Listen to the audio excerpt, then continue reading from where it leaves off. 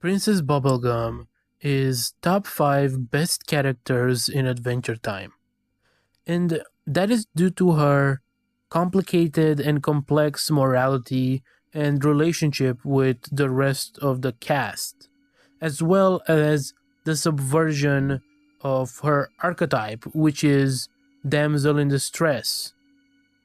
And she subverts that by, instead of being a helpless princess like she was kind of being presented at the start of the show, actually being not only a competent leader, but somewhat of an authoritarian and a crazy scientist. She's not a goody two shoes, is what I'm saying, and that makes her awesome. And that's one of the best aspects of Adventure Time, that the main cast and just the characters in general are not really morally good necessarily. Like, yes, relatively speaking, Finn is a good person, but Finn does immoral things all the time because almost no, if not literally no character in the series is a perfect moral agent that only does good. All of this to say that in this comic, it almost feels like Computer Princess is just Princess Bubblegum. All her experiments, her morals, her overemphasis of her kingdom and needing to protect people she loves, as well as the amount of the experiments she does. Everything feels like it was written to be about Princess Bubblegum, but they felt like it was too morally questionable, and that Princess Bubblegum at this point is a character that almost feels like a nostalgia act that is not allowed to be morally gray like she was back in season, I don't know, 2 to even 10 of Adventure Time. Nowadays, it feels like Princess Bubblegum is only there to be a generic good princess, which was not her character at all. And especially since this comic doesn't take place somewhere at the end of the series after her character development, making this decision even more puzzling. Why create a new character with the traits of the old Princess Bubblegum just to, I don't know, shield her character from criticism and make her way less interesting? But aside from that, this issue of the comic is the best issue so far, and it will be for a while. But it's also the best arc so far. And this is the best looking issue. The imagery and the fact that most of it is black and white, with the exception of Golb and Lich, as well as Finn and Jake. And I think this art style fits very well with Adventure Time. And throughout this whole comic, we see so many parallels between Finn and Jake, not only in the narrative, but just the layout of the comic is specifically made to show you visual parallels of those characters. And that is exactly how we start this comic, with 2 pages full of panels that go through Finn and Jake's journey and mirroring each other from not only a sequence point of view, but from an, I don't know, artistic point of view. The journey of how Finn became the Lich and Jake became Golb. And while Finn is drowned deeper and deeper within the Lich's consciousness, and Jake meets Golb inside Golb, it's very weird.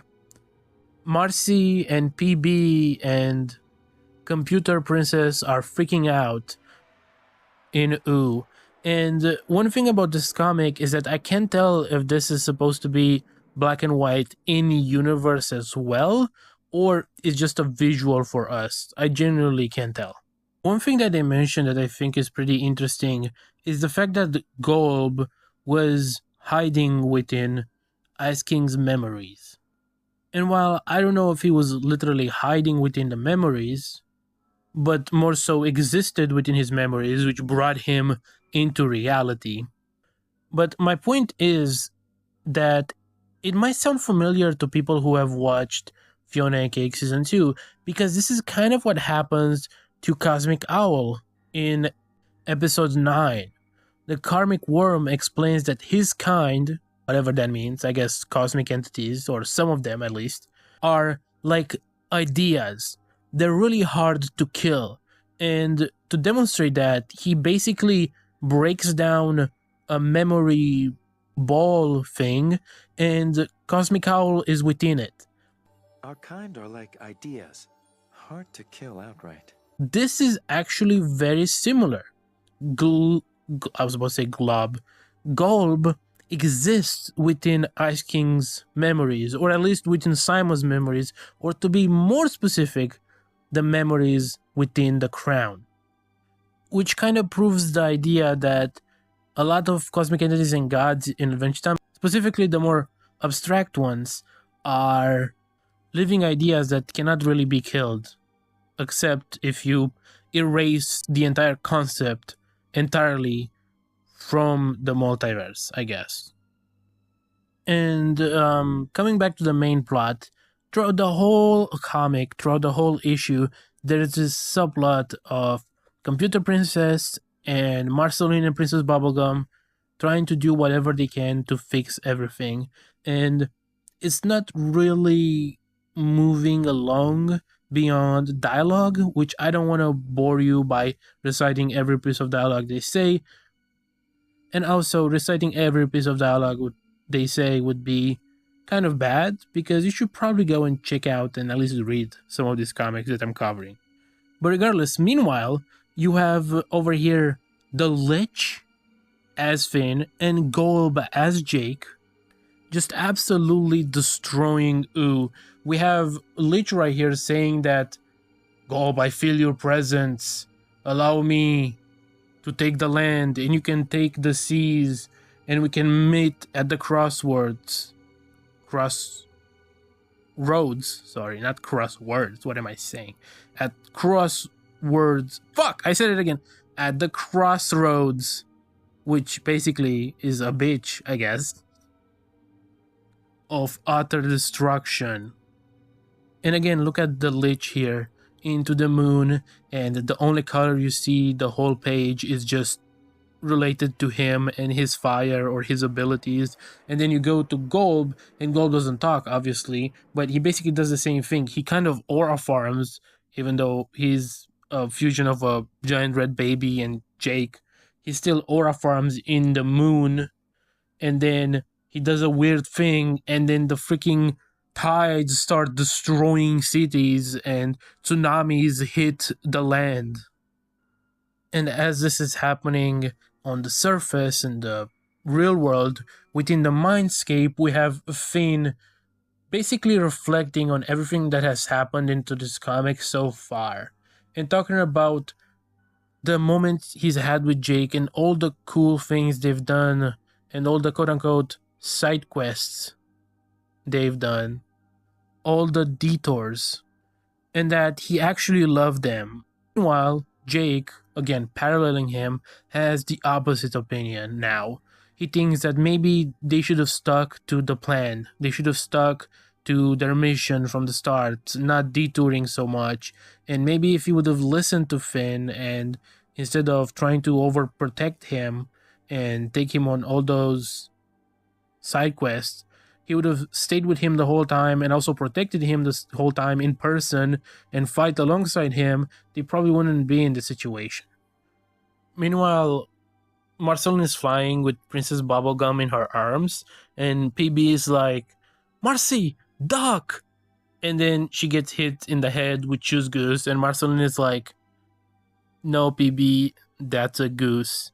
And the way I delivered it is not really funny, but this is awesome. That's a great joke, and I love that they did that. And dude, look at this page. Look at these panels. Look at everything. The Lich through the forest and his green fires on a black and white page. And then the fire engulfing the forest while Golb sits within the full moon. Like, this looks so sick. This is so awesome. I love the visuals in this issue, man. It's also such a show of strength from the Lich. Like, yes, Golb just maneuvering and creating tsunamis with the water is not that impressive for him. We know he's like a multiversal entity, but the Lich here is shaking all of Ooh. He's shaking the earth. He's creating craters. He's producing earthquakes. He's setting everything on fire. This is a show force for the Lich that we haven't really seen from him anywhere. Meanwhile, Finn and Jake, obviously without even knowing what the other is saying, are mirroring the same sentiment. Finn even goes as far as to say that, I hope you can forgive me and we can meet in the next life. Like, Finn already thinks he's gonna die, same with Jake, and that's kind of sad, like, obviously. And finally, the Lich opens up a portal with the Enchiridion, I assume, while Golb doesn't really need one because he's Golb. He's like multiversal, who cares? And then they get transported to the same dimension where Golb was in Fiona and Cake Season 1 in the finale. More specifically, where Golb Betty was. And we get a similar scene with the Lich basically praying or venerating Golb and telling him all he's been through and all he needs is the power to destroy the world. And in this case, I assume he means the universe. And it seems like Golb actually was going to give it to him, but before that could happen, something weird happens. So throughout the story, throughout this issue, we have this plotline with Computer Princess and the robot copy of Billy and Marceline and Princess Bubblegum, and they're trying to like reset the crown, and maybe if they reset the crown, they will reset Jake and they will eliminate Golb, but it doesn't really work out, and in the end, everything in the Computer Kingdom kind of gets flooded by those Golb tsunamis, and what ends up happening is that somehow, by flooding all the robots and everything within the Computer Kingdom, every piece of technology in Ooh, at least, and potentially even the Nitosphere, because we see Hans Nabadir, just starts glitching and not working anymore, which probably is connected to Golb himself, as he comes from a memory made out of a crown that itself is a technological copy of the real Ice King crown. So my theory here is the reason why Lich is glitchy, kind of, because Golb comes from that technology and all of technology is glitching right now.